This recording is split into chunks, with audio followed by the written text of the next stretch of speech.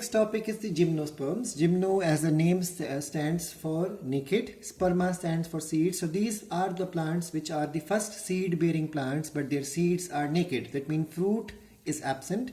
There are 900 living species. Remember, gymnosperms came first, followed by angiosperm. And during the time of the disappearance of dinosaurs, many gymnosperms also became fossilized. So only 900 type of species are living species. They are seed-bearing, non-flowering plants, and they are more ancient than the angiosperm. They are perennial plants.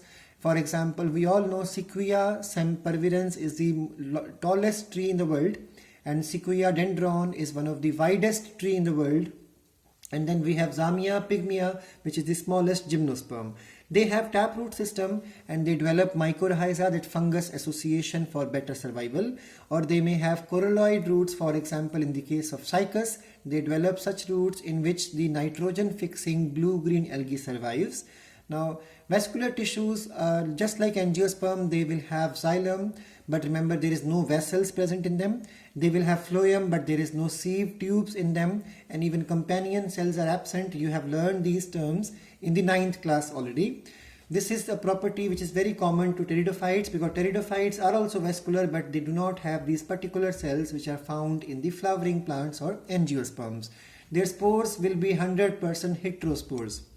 So in the case of the bryophytes, we learned that the spores are different. In the case of the pteridophytes, we learned spores are of different type or similar type. But in the case of gymnosperms as well as angiosperms also, spores are heterospores. So microspores are basically pollen grains, and they are supposed to be released into air, and then they reach up to the female spores, and female spores are supposed to be stationary in their position, and each female spore will carry egg inside. Pollination is wind pollination. Fertilization is single fertilization. Remember, in 10th class you learned double fertilization topic. The topic is only for angiosperms or the flowering plants. Gymnosperms do not have double fertilization. So endosperm is present from the beginning itself, and endosperm is female gametophyte.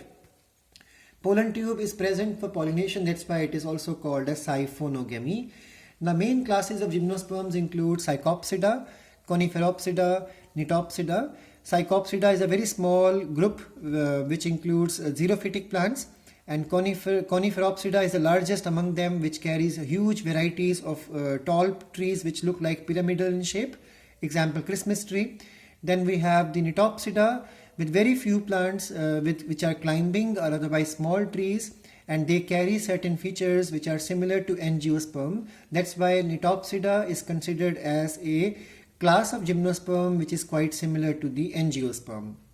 Economic importance of gymnosperms include they have soft wood, so it is good for plywood, for paper industry, and for construction.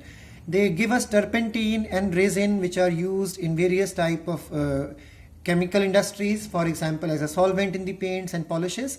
It's used for medicinal value for pain, bronchitis, intestinal worms, and then seeds of some of them are edible. Example, chilgoza, which is obtained from Pinus gerardiana.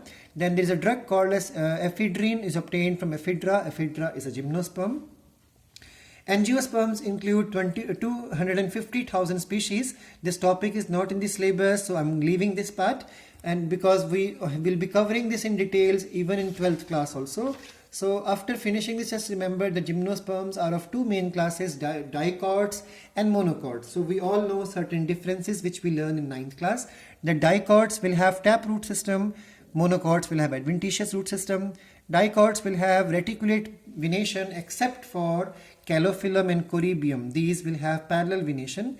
And then monocots always have parallel venation except for colocasia and smilex. They have reticulate venation. The flowers of dicots will have either 4 petals, or otherwise 5 petals. In the case of monocots, there are 3 or multiples of 3. Then the next difference is the seeds will have 2 cotyledons in dicot, 1 cotyledon in the case of the monocots, and vascular bundles are arranged in the rings, open rings, 2 to 6 in number, and these bundles are supposed to be scattered, and they are closed, and they are many in number. This topic again we could not cover because CBSE deleted this chapter. So now the next main thing is the economic importance. So they are used for food, fiber, wood, medicine, species, and spices and beverages. There are three main things here to understand, and that is the type of life cycles. There are three types of life cycles possible, and these life cycles are also in the NCERT book explained. If you go through the NCERT, three cycles are drawn there. So this comes a lot in the exam, and they are important from the point of 12th class also. Three life cycles are haplontic. In haplontic, the most of the life cycle will include haploid structure. For some time, zygote is a diploid structure formed. In case of diplontic life cycle, for the most of the time, the body of the plant will have diploid structure. For a short duration, gametes are formed. Gametes are haploid. And in case of haplodiplontic life cycle, for a good amount of time, both the diploid structure, that is the sporophyte, and haploid structure, means the gametophyte, are formed. In such plants, zygotes will develop into sporophyte. Sporophyte will develop spores by meiosis. Spores undergo development to form gametophyte. Because spores are haploid, gametophyte is also haploid. And then the gametophytes will form gametes which undergo syngamy to start the cycle once again from the zygote formation. So today we have finished the third chapter. In the next class we will start with the animal kingdom.